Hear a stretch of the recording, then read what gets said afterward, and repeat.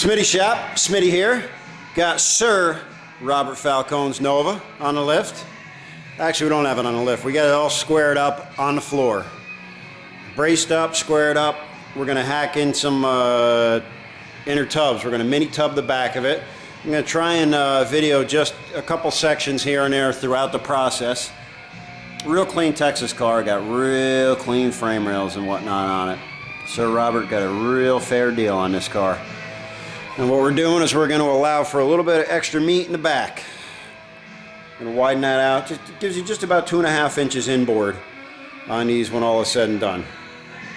So as I said, I will be recording this bit by bit. Obviously not the whole thing because otherwise I won't get a damn thing done. So far we got the deck lid off, got the car all squared up, got it shored up on jack stands, got the 10 bolt hanging out of the back, give us room for cutting, and we're going to get cutting on this bitch. Here's the new DSE clamshells. That's it's about 2.5 inch wider inner wheel tub for a 70. This is going on a 71 mil. Alright, for the sake of arguing, we're going to say that this passenger side inner fender well has been removed. We got the inner tub out. This is a rough cut along here, you can see if you look closely. It's going to be about 2.5 inches inboard of that, so we're not worried about the roughness of that. You have the lip that the new mini tub is going to go on down into the inside there. I used spot weld remover, which is a snap-on bit. That's an awesome bit. I used that on the trunk support. Other than that, I used the handy dandy Sawzall. A little bit. At this point, we've got the passenger side wheel well is completely cut out and trimmed. We're going to go back and box the frame in. You have to notch the frame in a couple of areas. We're going to close off the seams, finesse up that seam where the two clamshells meet. Here you can see on the driver's side we still have a little bit of the wheel well to come out. Just cutting along that original seam. We'll go back and trim that as as we get closer to fitting that tub in place. You can see where the frame has been notched here. DSE does supply you with templates. You'll replace those sections with 1/8 inch steel. You'll be piecing that in. The templates are, I would say, a guideline. Geez, I would think every car is going to be a little bit different. There's going to be different cuts. There's going to be different, different bends. The idea is to strengthen that section up, at the same time obviously allowing more clearance for the larger tub. The way I have it cut now, if I set that 1/8 inch piece in there, should be plenty of clearance for the tub and plenty of clearance for the tire, which your end result is basically 2.5 inches. And I got to be perfectly honest with you, it's a lot of work for 2.5 inches. Passenger side, now you can see where we had to notch the frame and move it inboard. So what we're going to do now is concentrate on boxing that area up. Basically bent a piece to match that. We're going to fit it up in there. 1/8 inch steel DSE recommends, so we're going to go with that. We're going to trim it in there and make it look nice and fancy and weld it in place.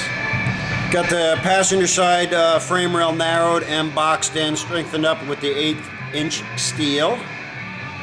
And I'm going to box that area in there and weld it up. When it's all done, it's going to look, factory, just a little bit thinner.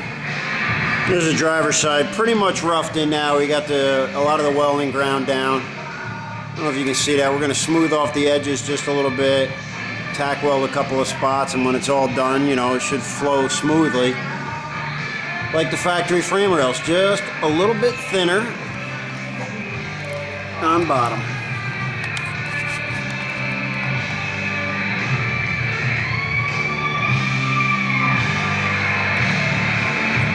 Alright, here we go. So I got both tubs are actually test fitted in now, just lightly clamped in. Nice product though. DSE makes some solid stuff, and although it was a bit of a chore cutting the metal out, it's it's no more difficult than anything, replacing a quarter panel, a rocker, whatever. There's a lot of cutting, a lot of measuring, and some finessing. So next step is to just finish grinding and clean up the area that's going to be tack welded. I typically will use a punch and punch some holes in it, tack weld the tub in. I'm also going to be using panel adhesive, which to me is some of the greatest stuff on the market. If you're using a good commercial panel adhesive, it minimizes your welding that you have to do. It also makes a nice clean finished look to it. It almost doubles as a seam sealer, and the stuff is killer. It sticks like super glue. Finished product of the Falcone machine. Mini tubs are installed. Hinges are back together.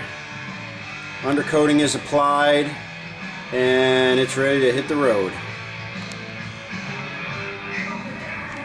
There's an intersection there from the back seat. A little difficult to see, but you get the idea. All in all, not a bad job.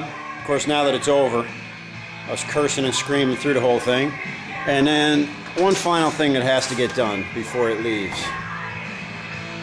Yep. She's ready to roll.